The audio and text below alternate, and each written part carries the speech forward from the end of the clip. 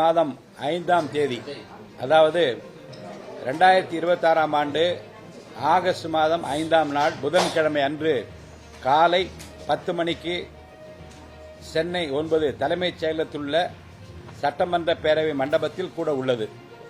தமிழ்நாடு சட்டமன்ற பேரவை விதி 181(1) கீழ் 2026-2027 ஆண்டிற்கான திருத்திய நிதிநிலை அறிக்கையினை 2026ஆம் ஆண்டு ஆகஸ்ட் மாதம் 5ஆம் நாள் புதன்கிழமை அன்று பேரவைக்கு அளிக்க வேண்டும் என்று மாண்புமிகு ஆளுநர் அவர்கள் நாள் குறித்துள்ளார்கள். மேலும் அன்று காலை 10 மணிக்கு 2026-2027 ஆண்டிற்கான திருத்திய நிதிநிலை அறிக்கை பேரவைக்கு அளிக்கப்பெறும்.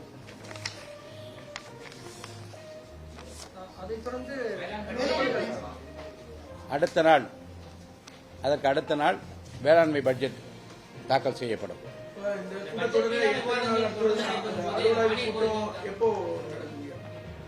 பட்ஜெட் தாக்கல் செய்யப்பட்ட பிறகு அலுவல் ஆய்வு கூட்டம் நடைபெறும்.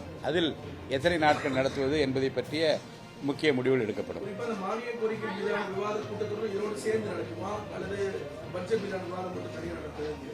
சேர்ந்து நடக்கும்.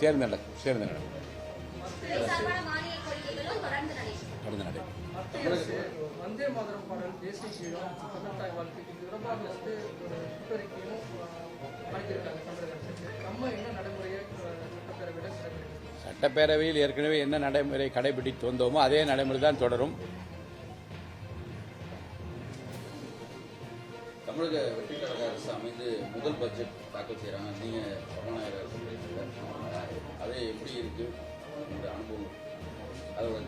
இல்ல, பொதுமக்கள் வாக்களித்த வாக்காளர் பெருமக்களும் வாக்களிக்காதவர்களும் கூட இன்றைக்கு வியந்து போற்றி பாராட்டுகிற அளவில் இந்த நிதிநிலை அறிக்கை இருக்கும் என்று நான் நம்புகின்றேன்.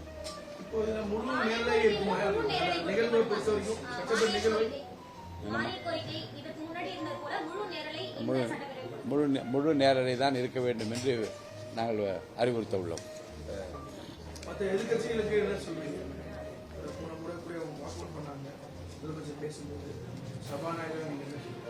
பொதுவாக தேர்ந்தெடுக்கப்பட்டிருக்கிற அனைத்து சட்டமன்ற உறுப்பினரும் முழு விவாதத்திலும் கலந்து கொண்டு தங்கள் கருத்துக்களை சொல்வதற்கு எவ்வளவு உரிமை இருக்கிறதோ அதே போன்று மாற்று கருத்துக்கள் சொல்லப்படுகிற போது அமைதியாக இருந்து அதை கேட்டு விவாதித்து பதில் சொல்ல வேண்டிய கடமை ஆளுங்கட்சிக்கு இருக்கிறது, எதிர்க்கட்சிக்கும் இருக்கிறது. இந்த முறையும் அந்த வகையில் சபை அமைதியாக நடைபெற வேண்டும் என்று நான் விரும்புகின்றேன்.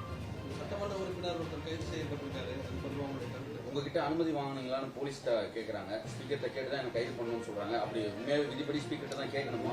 ரெண்டு முறை 3ஆம் முறையாக சட்டமன்ற உறுப்பினராக வந்திருக்கின்ற மாண்புமிகு சட்டமன்ற உறுப்பினர் மான்கேண்டேன் அவர்கள் கைது செய்யப்பட்டிருக்கிற செய்தி குறிப்பு எங்களுக்கு வந்திருக்கிறது. அது எல்லாம் செய்தி குறிப்பாக மற்ற சட்டமன்ற உறுப்பினர்களுக்கு நாங்கள் அறிவிக்க இருக்கிறோம்.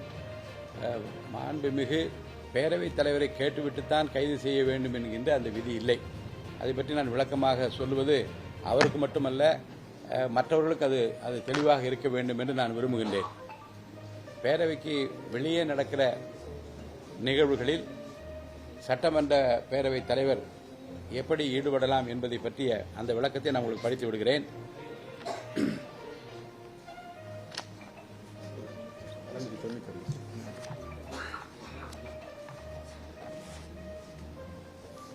பேரவையின் அமைப்பு எல்லைக்குள் நீதிமன்ற கட்டளைகளை உறுப்பினர்களுக்கு சேர்ப்பித்தலும் கைது செய்தலும் 291வது விதி. அது என்ன சொல்வது என்றால், பேரவைத் தலைவரின் முன் அனுமதியின்றி எவரையும் பேரவையின் அமைப்பு எல்லைக்குள் கைது செய்யக்கூடாது. அதேபோன்று உரிமையியல் அல்லது குற்றவியல் நீதிமன்றத்தின் கட்டளையோ அல்லது அறிவிப்பையோ பேரவைத் தலைவரின் முன் அனுமதியின்றி பேரவையின் அமைப்பு எல்லைக்குள் சேர்ப்பித்தல் கூடாது. இதுதான் விதி எண் 291, 292. இப்போ இந்த விதியில் அமைப்பு எல்லை என்னன்னு அப்போ கேட்கணும். மாண்பு உறுப்பினர்களுக்கு அது தெரியணும், எல்லா உறுப்பினர்களுக்கும் தெரியணும், அது பொதுமக்களுக்கு தெரிய வேண்டிய ரொம்ப கடமை என்று நான் கருதுகின்றேன். பேரவையின் அமைப்பு எல்லை என்பது சட்டமன்ற பேரவை உறுப்பினர்களை பொறுத்தவரை பேரவை மண்டபம், அதன் புறக்கூடங்கள், அதனை சார்ந்த அலுவலகங்கள், அமைச்சர் அல்லது அறைகள், நூலகம், சிற்றுண்டி சாலை, தலைமைச் செயலகத்தில் உள்ள சட்டமன்ற குழுக்கள் கூடும் அறை, அண்ணா சாலை அரசினர் தோட்டத்தில் உள்ள உறுப்பினர் குடியிருப்பு வளாகத்தில் உள்ள குழுக்கள் கூடும் அறை, நூலகம், மற்றும் பேரவைத் தலைவரால் அவ்வப்போது குறிப்பிடப்படும் இடங்கள் அல்லது கட்டடங்கள். இக்கட்டடங்களை சார்ந்த தாழ்வாரங்கள், படிக்கட்டுகள், பேரவை மண்டபத்திலிருந்து மேலே குறிப்பிடப்பட்டுள்ள இடங்களுக்கு செல்வதற்கான பாதைகள் அனைத்தும் பொருந்தும். தனிப்பட்ட இடங்கள்ல வச்சு கைது செய்யறப்ப அது உங்கள்கிட்ட கேட்கணும்னு அவசியம்.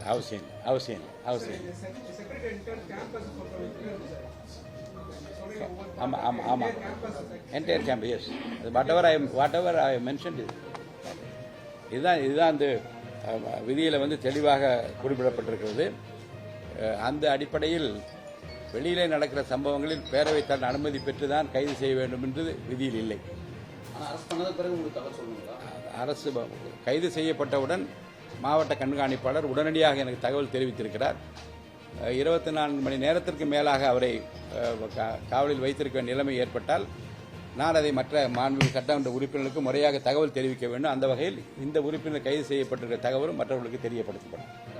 நேற்று கூட அமைச்சர் வன்னியரசு சபாநாயகர் இதில் விவகாரத்தில் நடவடிக்கை எடுக்கணும், அவர் முதலமைச்சர் அவதூறாக பேசின விவகாரத்தில் அப்படின்னு கோரிக்கை வச்சிருக்காரு. முக்கிய பிரமுகர், நீங்க எப்படி பாக்குறீங்க? இந்த பிரச்சனையில் மாண்புமிகு சட்டமன்ற உறுப்பினர் பேசிய அந்த பேச்சுக்கள் தமிழக மக்களிடையே மிகப்பெரிய வருத்தத்தையும் கோபத்தையும் ஒரு கொந்தளிப்பையும் ஏற்படுத்திய நிலைமைத்தான் ஊடகங்கள் மூலமாக நான் தெரிந்து கொள்ள முடிகிறது. அது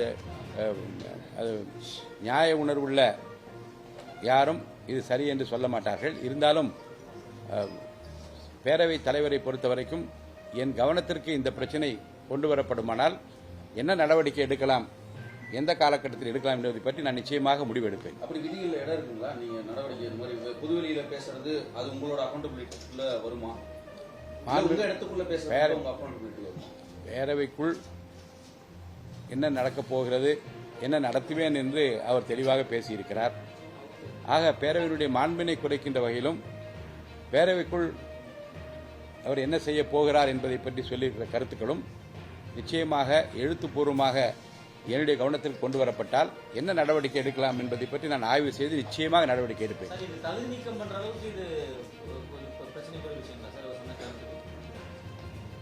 என்ன நடவடிக்கை என்பதை பற்றிய முடிவு நான் சொல்ல இயலாது. என்னிடம் அது பற்றி புகார் வர வேண்டும். என்னிடம் புகார் எழுத்துப்பூர்வமாக சமர்ப்பிக்கப்பட்டால் அதை முறையாக சட்ட விதிகளுக்கு உட்பட்டு, சபை விதிகளுக்கு உட்பட்டு ஆய்வு செய்து நிச்சயமாக நடவடிக்கை எடுப்பேன். அந்த புகார் பொதுமக்கள் தான் கொடுக்கணுமா, ஒரு எம்எல்ஏ கொடுக்கணுமா, அமைச்சர் தான் கொடுக்கணுமா, யார் கொடுத்தா ஏற்றுக்கணும்? இதனால் பாதிக்கப்பட்டிருக்கிற மாண்புமிகு சட்டமன்ற உறுப்பினர் யாரேனும் கொடுத்தாலும் கூட நடவடிக்கை எடுக்கலாம்.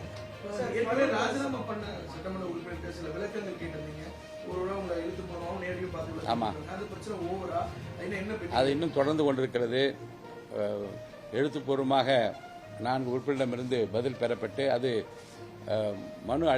புகார் அளித்திருக்கிற மாண்புமிகு சட்டமன்ற உறுப்பினர் எடப்பாடி பழனிசாமி அவர்களுக்கு அனுப்பப்பட்டிருக்கிறது. அவரிடமிருந்து பதில் கடிதம் எதிர்பார்த்துக் கொண்டிருக்கிறோம். இந்த விசாரணைகள் தொடர்ந்து கொண்டிருக்கிறது. சட்டசபையோட கதவுலாம் மூடிட்டு தான் பேசணும் அப்படின்னு சொல்லியிருக்காரு. எதிர்கட்சிகள் வந்து சட்டசபையோட ஜனநாயகத்துக்கு எதிரான ஒரு கருத்தை அவர் சிஎம் சொல்லியிருக்காரு. உங்களோட கருத்து என்ன? அப்படி கதவுலாம் மூடிட்டு பேசுறதுக்கான அனுமதி விதிகள் இடம் இருக்கா? அதாவது நீங்க ஒவ்வொரு வரைக்கும் ஒவ்வொரு வார்த்தைக்கும் ஒருவருடைய பேச்சு விளக்கம் கேட்கக்கூடாது. என்னன்னா வெளியேறாமல், அதாவது ஒரு கருத்தை சொல்லிவிட்டு அதற்கு பதில் கிடைக்கும் வரை காத்திராமல் சட்டமன்ற உறுப்பினர்கள் மாண்பு உறுப்பினர்கள் வெளியேறுவது பொதுவாக யாரும் ஏற்றுக்கொள்ள முடியாத ஒன்று. அந்த வகையில் மாண்பு உறுப்பினர்கள் இருந்து பதில் சொல்வதை கேட்க வேண்டும் என்று அதைத்தான் வலியுறுத்துகிறார் என்றுதான் எடுத்துக்கொள்ள வேண்டுமே தவிர லிட்டரலா கதவை பூட்ட சொல்றார் என்ற அர்த்தத்தில் எடுத்துக்கொள்ளக்கூடாது. மாண்பு உறுப்பினர்கள் பதில் சொல்லுகிற போது குற்றச்சாட்டு சொன்னவர்கள், குறை கூறியவர்கள், அவர்கள் நிறைவாக பதில் சொல்லப்படுகிற போது அந்த பதிலையும் கேட்க வேண்டும் என்கிற ஆர்வத்தில் தான் பேசியிருப்பதாக எடுத்துக்கொள்ள வேண்டுமே தவிர அது லிட்டரலாக கதவை பூட்டிவிட வேண்டும். அவர் சொல்லுகிற அர்த்தம் என்ன அர்த்தம் என்றால் இருந்து உட்கார்ந்து பதிலை கேளுங்கள் என்றுதான் எடுத்துக்கொள்ள வேண்டும். சட்டப்பேரவைக்குள்ள இருக்கக்கூடிய சட்டமன்ற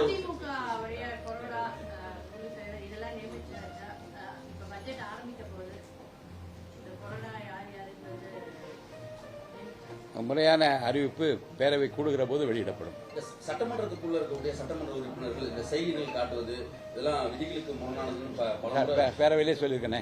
அந்த மாதிரி முதலமைச்சர் கிட்ட அனுமதி கேட்டு செய்கை செய்யறது வந்து தவறு அப்படின்னு சொல்லப்படுது. அது அதில் எந்த தவறும் இல்லை. அது விதிகளுக்கு உட்பட்டு தான் அது நடந்திருக்கு. இதே மாதிரி எதிர்க்கட்சி சட்டமன்ற உறுப்பினர்களும் உங்ககிட்ட அனுமதி கேட்டு அவங்களும் இந்த மாதிரி செய்கை செய்ய கேட்டாங்கன்னா அனுமதிக்க முடியும். அது என்ன செய்கை செய்ய போகிறார் என்பது எனக்கு தெரிந்திருந்தால் அனுமதி அளிப்பதா அளிக்கக்கூடாது என்று நான் முடிவெடுப்பேன். முதலமைச்சர் முன்னாடி உங்ககிட்ட சொல்லியிருந்தாருங்க ஐயா அது மாதிரி பண்ண போறாங்க. அவருக்கு கை அசைவை பார்த்து நான் என்ன செய்ய போகிறேன் என்பதை நான் புரிந்து கொண்டு அதுக்கு நான் அனுமதி அளித்தேன்.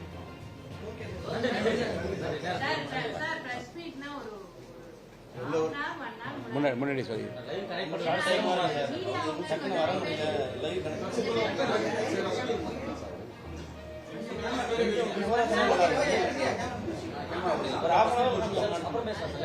ஒரு